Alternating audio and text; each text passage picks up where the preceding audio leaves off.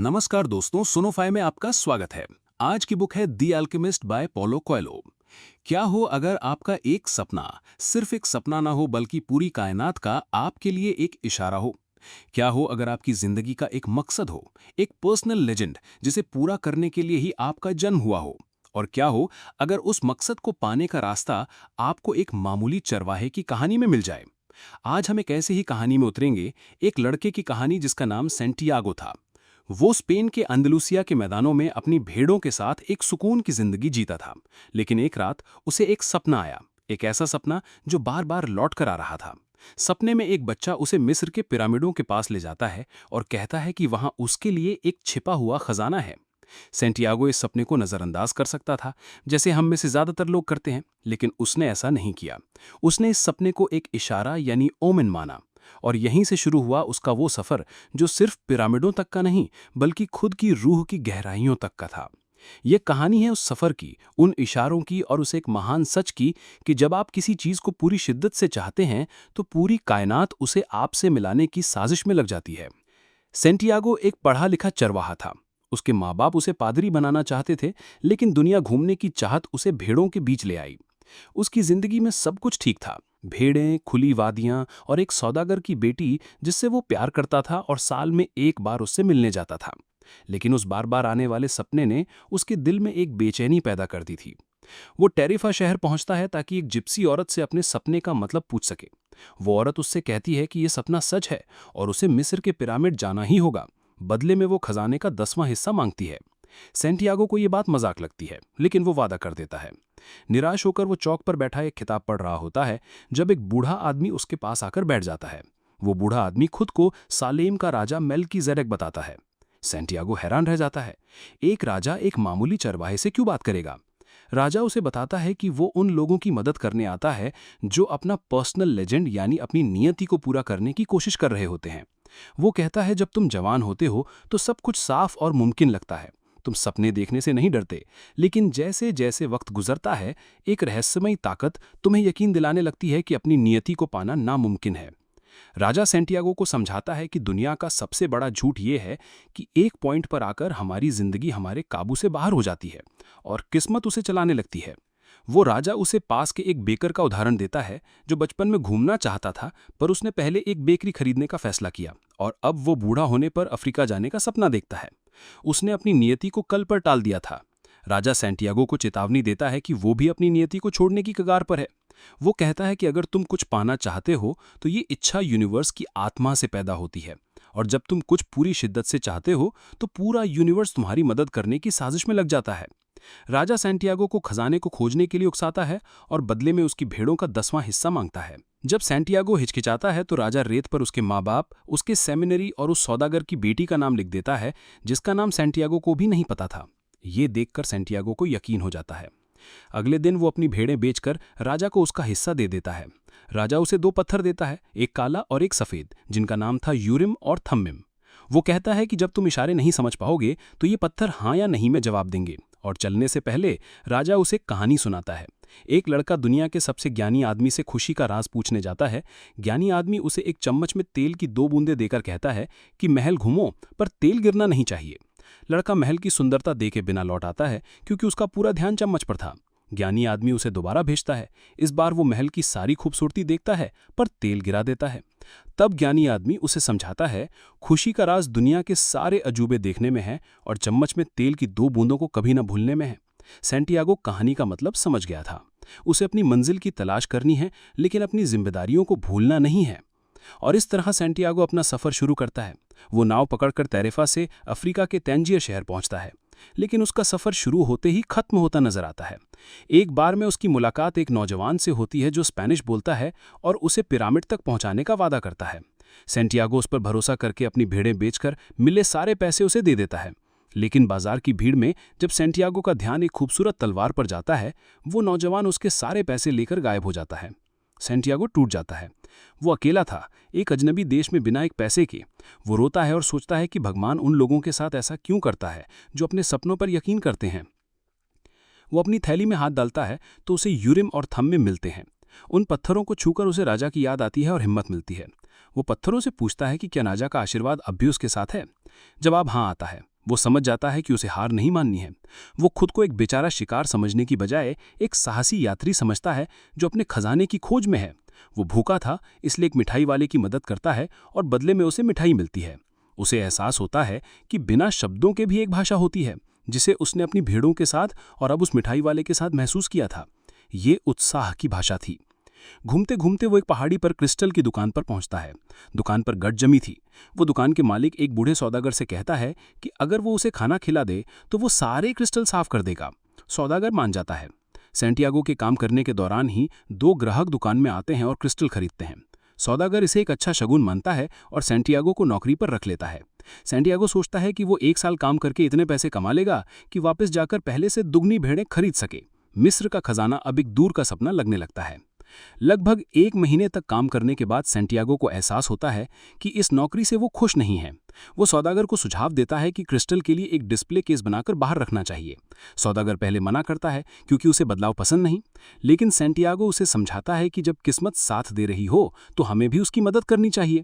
इसी बातचीत में सौदागर उसे बताता है कि हर मुसलमान की 5वीं जिम्मेदारी मक्का की तीर्थ यात्रा है। वो कहता है कि मक्का जाने का ख्याल ही मुझे जिंदा रखे हुए है।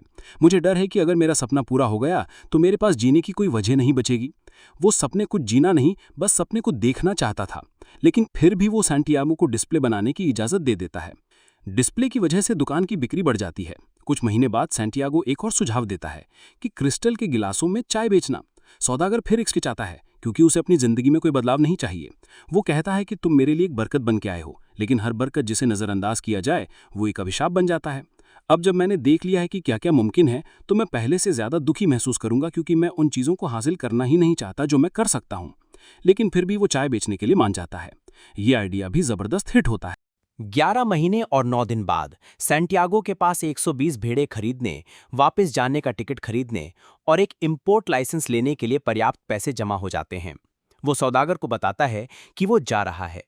सौदागर उसे आशीर्वाद देता है और कहता है, मुझे तुम पर गर्व है, लेकिन तुम जानते हो कि मैं मक्का नहीं जाऊंगा, और ये भी जानते हो कि तुम अपनी भेड़ें खरीदने नहीं जा रहे हो। सैंटियागो हैरान रह जाता है। सौदागर बस कहता है, मकतूब, जिसका मतलब था ये लिखा हुआ है। अपने कमरे में सामान पैक करते हुए सैंटियागो को अपनी पुरानी थैली मिलती है, जिसमें से यूरिम और थमिम फर्श पर गिर जाते हैं। उसे फिर से राजा की याद आती है, जिसने कहा था, कभी सपने देखना मत छोड़ना, इशारों का पीछा करना। उसे एहसास होता है कि भेड़ें उसे अरबी भाषा नहीं सिखा सकती थीं, लेकिन उन्होंने उसे दुनिया की वो भाषा सिखाई जिसे सब समझते हैं, उत्साह और प्यार से काम करने की भाषा। वो फैसला करता है कि वो भेड़ों के पास नहीं, बल्कि अपने खजाने की तरफ जाएगा। वो एक कारवां सप्लायर के गोदाम पहुंचता है जो सहारा रेगिस्तान पार करके जाता था। गोदाम में उसकी मुलाकात एक इंग्लिशमैन से होती है जो कीमियागरी यानी एल्कीमी की किताबें पढ़ रहा होता है। वो भी उसी कारवां से अल फयूम के नखलिस्तान जा रहा था, जहां दुनिया का सबसे महान कीमियागर रहता था। एक ऐसा इंसान जो किसी भी धातु को सोने में बदल सकता था। इंग्लिशमैन ने अपनी पूरी जिंदगी यूनिवर्स की एक भाषा को खोजने में लगा दी थी, पहले एस्पेरांटो, फिर धर्म और अब कीमियागरी। जब इंग्लिशमैन सैंटियागो के हाथ में यूरिम और थमिम देखता है तो वो चौंक जाता है। उसे पता था कि ये बाइबल में बताए गए भविष्यवाणी के पत्थर हैं। वो इसे एक शगुन मानता है। दोनों दोस्त बन जाते हैं और रेगिस्तान पार करने वाले कारवां में शामिल हो जाते हैं। कारवां का सफर शुरू होता है। रेगिस्तान विशाल और खामोश था। सैंटियागो कारवां और हवा को सुनना सीखता है, जबकि इंग्लिशमैन अपनी किताबों में डूबा रहता है। सैंटियागो एक ऊंट चलाने वाले से दोस्ती करता है। वो ड्राइवर उसे बताता है कि कैसे एक बाढ़ ने उसकी पूरी जिंदगी बदल दी थी, और उसे अल्लाह के शब्द समझ आए। लोगों को अनजाने से डरने की जरूरत नहीं है, अगर वो सब हासिल करने में सक्षम है जो उन्हें चाहिए और जिसकी वो इच्छा रखते हैं। वो कहता है कि हमें उस चीज को खोने से डर लगता है जो हमारे पास है, चाहे वो हमारी जिंदगी हो या हमारी जायदाद। लेकिन ये डर तब गायब हो जाता है जब हम समझते हैं कि हमारी जिंदगी की कहानी और दुनिया का इतिहास एक ही हाथ ने लिखा है। वो सैंटियागो को वर्तमान में जीने की सलाह देता है। धीरे धीरे कबीलों की लड़ाई की खबरें आने लगती हैं। कारवां अब रात में आग भी नहीं जलाता। एक रात सैंटियागो और इंग्लिशमैन बात करते हैं। इंग्लिशमैन उसे सोल ऑफ द वर्ल्ड के बारे में बताता है, दुनिया की आत्मा। वो कहता है कि जब तुम किसी चीज को पूरे दिल से चाहते हो तो तुम दुनिया की आत्मा के सबसे करीब होते हो। यह हमेशा एक पॉजिटिव फोर्स होती है। सैंटियागो को एहसास होता है कि कारवां और रेगिस्तान एक ही भाषा बोलते हैं, और इसी वजह से रेगिस्तान कारवां को गुजरने देता है। इंग्लिशमैन सैंटियागो की किताबें पढ़ता है और इंग्लिशमैन कारवां पर ध्यान देना शुरू करता है। सैंटियागो कीमियागरी की किताबों में पढ़ता है कि सारी चीजें एक ही चीज की अभिव्यक्ति हैं। सबसे जरूरी कीमियागरी का टेक्स्ट द एमरल्ड टैबलेट सिर्फ कुछ लाइनों का था। बाकी सारी किताबें बस उन चंद लाइनों को समझने के लिए थीं। वो पढ़ता है कि कीमियागर धातुओं को शुद्ध करके खुद को शुद्ध करते हैं। कई हफ्तों के सफर के बाद कारवां अल फयूम नखलिस्तान पहुंचता है। ये एक सुरक्षित जगह थी क्योंकि लड़ाई के दौरान नखलिस्तानों को न्यूट्रल माना जाता था। यहां उन्हें तब तक रुकना था जब तक लड़ाई खत्म न हो जाए। इंग्लिशमैन उस 200 साल के कीमियागर को खोजने के लिए बेचैन था। वो सैंटियागो की मदद करता है। कुएं के पास वो एक लड़की से कीमियागर के बारे में पूछता है। उस लड़की को देखते ही सैंटियागो के लिए वक्त ठहर गया। उसे महसूस हुआ कि यही वो औरत है जिसका वो पूरी जिंदगी इंतजार कर रहा था। ये प्यार था, दुनिया की सबसे पुरानी और सबसे शुद्ध भाषा। उस लड़की का नाम फातिमा था। फातिमा उन्हें बताती है कि कीमियागर दक्षिण में रहता है। इंग्लिशमैन कीमियागर से मिलने जाता है, लेकिन कीमियागर बस उसे कहता है, जाओ और कोशिश करो। वो उसे शीशे को सोने में बदलने की कोशिश करने को कहता है, जो वो इंग्लिशमैन सालों से कर रहा था। अगले दिन सैंटियागो फातिमा से मिलता है। वो उसे बताता है कि वो उससे प्यार करता है और उससे शादी करना चाहता है। वो कहता है कि रेगिस्तान का युद्ध उसके लिए एक अभिशाप था, पर अब एक वरदान है क्योंकि वो उससे मिला है। फातिमा कहती है कि युद्ध एक दिन खत्म हो जाएगा। सैंटियागो रोज फातिमा से मिलता। उसे लगने लगा कि फातिमा उसके खजाने से ज्यादा जरूरी है, लेकिन फातिमा, जो एक रेगिस्तान की औरत होने के नाते, उसे उसकी नियति की याद दिलाती है। वो कहती है कि रेगिस्तान की औरतें अपने मर्दों पर गर्व करती हैं। मैं चाहती हूं कि तुम अपने लक्ष्य की ओर बढ़ते रहो। अगर मैं तुम्हारे सपने का हिस्सा हूं तो तुम एक दिन जरूर लौटोगे। एक शाम जब सैंटियागो रेगिस्तान में बैठा आसमान में बाजों की एक जोड़ी को देख रहा था, उसे अचानक एक खौफनाक नजारा दिखा। उसने देखा कि एक सेना नखलिस्तान पर हमला कर रही है। वो जानता था कि ये एक शगुन है।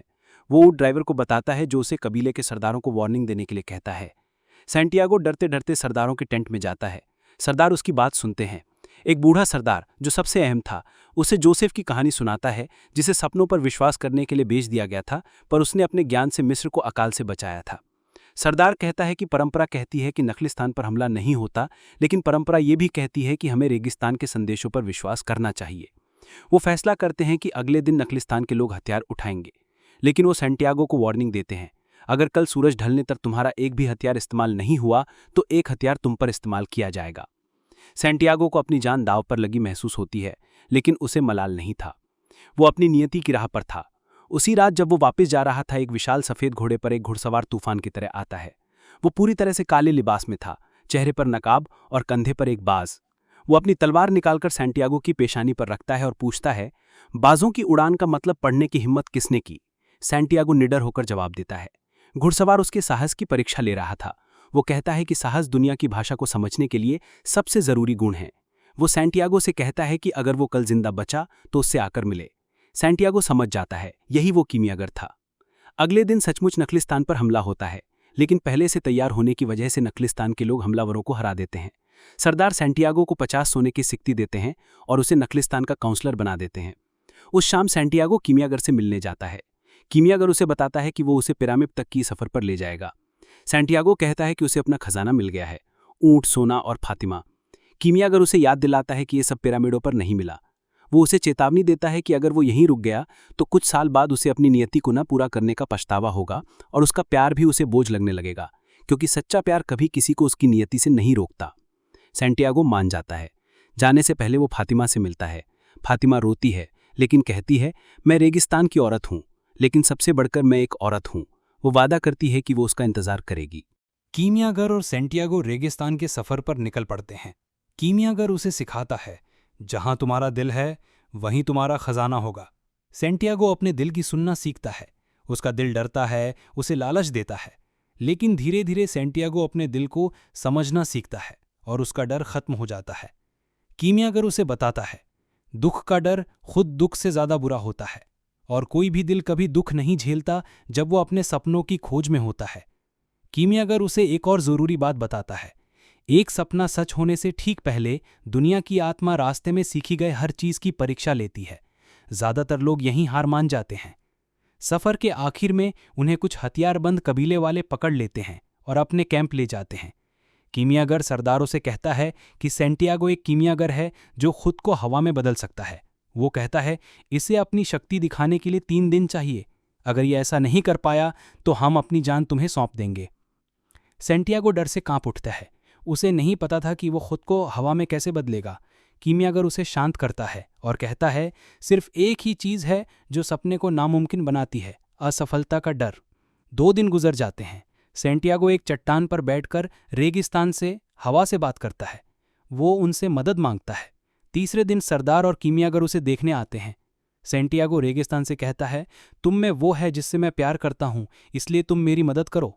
रेगिस्तान कहता है कि वो अपनी रेत दे सकता है, पर उसे हवा की मदद लेनी होगी। सेंटियागो हवा से बात करता है। हवा जिज्ञासु होती है, पर उसे इंसान को हवा में बदलना नहीं आता। वो उसे सूरज से पूछने को कहती है। सेंटियागो सूरज से बात करता है। सूरज कहता है कि वो दुनिया की आत्मा को जानता है, पर प्यार को नहीं। वो कहता है कि हर चीज़ को बेहतर बनना होता है, यही कीमियागिरी है। सूरज भी उसकी मदद नहीं कर पाता और कहता है, उस हाथ से बात करो जिसने सब कुछ लिखा है। सेंटियागो ब्रह्मांड की खामोशी में डूब जाता है। वो बिना शब्दों के प्रार्थना करता है। उसे एहसास होता है कि उसकी आत्मा ईश्वर की आत्मा का ही हिस्सा है और वो, एक लड़का, चमत्कार कर सकता है। उसी पल रेगिस्तान में एक भयानक तूफान सिमुम उठता है। जब तूफान शांत होता है तो सब देखते हैं कि सेंटियागो चट्टान पर नहीं बल्कि कैंप की दूसरी तरफ खड़ा है। सरदार और उसके आदमी डर जाते हैं। वो कीमियागर और सेंटियागो को आज़ाद कर देते हैं। पिरामिड से बस 3 घंटे पहले वो एक मठ पर रुकते हैं। वहाँ कीमियागर शीशे के एक टुकड़े को सोने में बदलकर दिखाता है। वो सोने के 4 हिस्से करता है, एक मठ को, एक खुद के लिए, एक सेंटियागो को, और चौथा हिस्सा वो मठ में सेंटियागो के लिए रखवा देता है और कहता है, जो एक बार होता है वो दोबारा कभी नहीं हो सकता, लेकिन जो 2 बार होता है वो तीसरी बार जरूर होगा। और आखिरकार सेंटियागो पिरामिड्स के सामने एक टीले पर पहुंचता है। चांदनी रात में पिरामिड्स की शान देखकर वो घुटनों पर गिरकर रो पड़ता है। उसे अपने दिल की आवाज़ सुनाई देती है, जहां तुम रोगे वहीं मैं हूं और वहीं तुम्हारा खजाना है।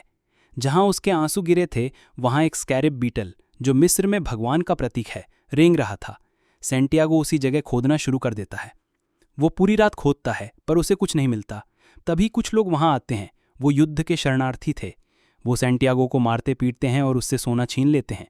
जब सेंटियागो उन्हें बताता है कि वो एक सपने में देखे हुए खजाने के लिए खोद रहा है तो उनका लीडर हंसने लगता है। जाने से पहले वो कहता है, तुम्हें मरना नहीं चाहिए, तुम्हें ये सीखना चाहिए कि इंसान को इतना बेवकूफ़ नहीं होना चाहिए। 2 साल पहले इसी जगह पर मुझे भी एक सपना आया था।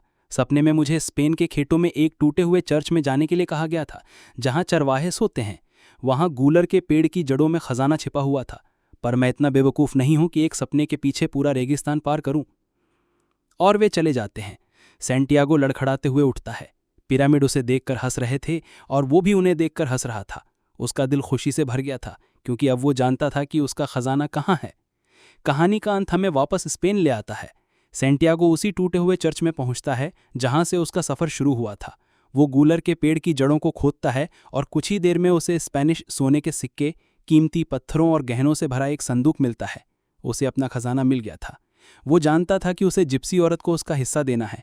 और फिर अफ्रीका से आने वाली हवा उसे एक जाने पहचाने इत्र की खुशबू और एक चुंबन का एहसास दिलाती है। वो मुस्कुराकर कहता है, मैं आ रहा हूँ फातिमा। तो दी अल्केमिस्ट हमें सिखाती है कि जब आप किसी चीज़ को पूरी शिद्दत से चाहते हैं तो पूरी कायनात आपको उससे मिलाने की साजिश में लग जाती है। आपका खजाना वहीं है जहां आपका दिल है, और उस खजाने तक का सफ़र ही आपकी असली दौलत है। उम्मीद है आपको ये किताब पसंद आई होगी। अगर कुछ नया सीखा तो इस वीडियो को लाइक करें और भविष्य में ऐसी ही खास चुनी हुई बुक समरीज पाने के लिए सब्सक्राइब करें।